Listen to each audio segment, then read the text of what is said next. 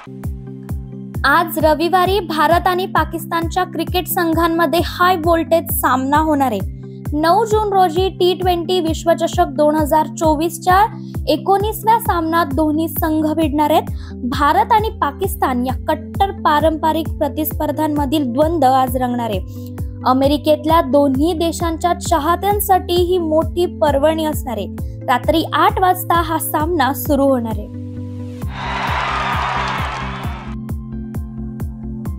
T20 विश्वचषक 2024चा 6वा सामना आज नेदरलँड आणि दक्षिण आफ्रिका यांच्यात न्यूयॉर्क मधील नासाऊ काउंटी आंतरराष्ट्रीय क्रिकेट स्टेडियमवर खेळला जाणार. या सामन्यात दक्षिण आफ्रिकेने नेदरलँडचा 4 गडी राखून पराभव केलाय.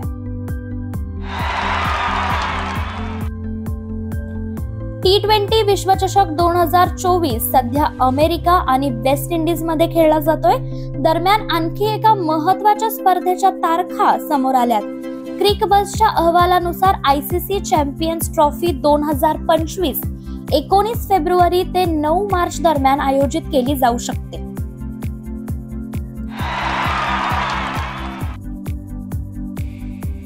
T20 विश्वचषक 2024चा 17वा सामना ऑस्ट्रेलिया आणि इंग्लंड यांच्यात शनिवारी रात्री 8 जून रोजी बार्बाडोस मधील केनिंग्स्टन ओव्हल येथे खेळला गेला.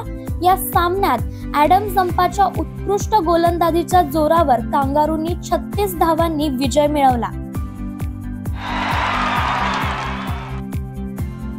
संपूर्ण देश गाढ झोपेत असताना भारताच्या लेकीने ऐतिहासिक कामगिरी केली आहे. मूळची उत्तर प्रदेशातील असलेली पूजा तोमर UFC मध्ये बाउट जिंकणारी पहिली भारतीय बनली आहे. कधी काळी लहान कपडे घातल्यामुळे समाजाचे टोमणे ऐकलेल्या पूजाने तिच्या या यशाने सर्वांना प्रत्युत्तर दिले.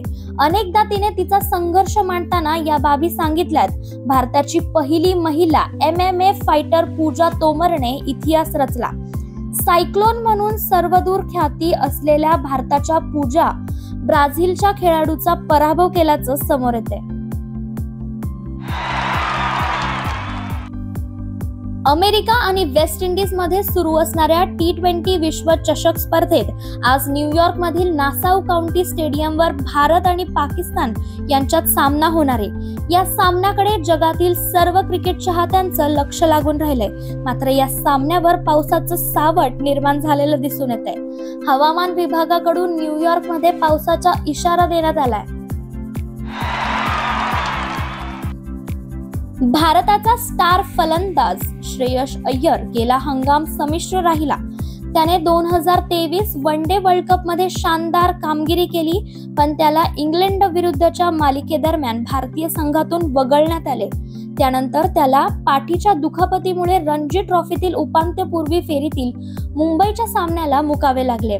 याच दरम्यान त्याला BCCI कडून 2023 आणि 24 वार्षिक केंद्रीय करारातून वगळण्यात आले. अशी चर्चा होती की तो रणजी ट्रॉफीतील उपांत्यपूर्व सामन्यात खेळला नसल्यामुळे त्याला वार्षिक करार दिलेला नाही. युगांडाच्या 2020 विश्वचषकातील कामगिरीने 2014 मध्ये श्रीलंकेविरुद्ध नेदरलँडच्या विक्रमी धावसंख्येप्रमाणेच वेस्ट इंडिज विरुद्ध 39 धावा करून आतापर्यंतची सर्वात कमी धावसंख्या गाठली.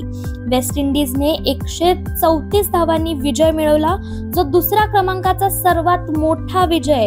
जुमा मियाजीने 20 चेंडूत 13 धावा केल्याचं समोर येते.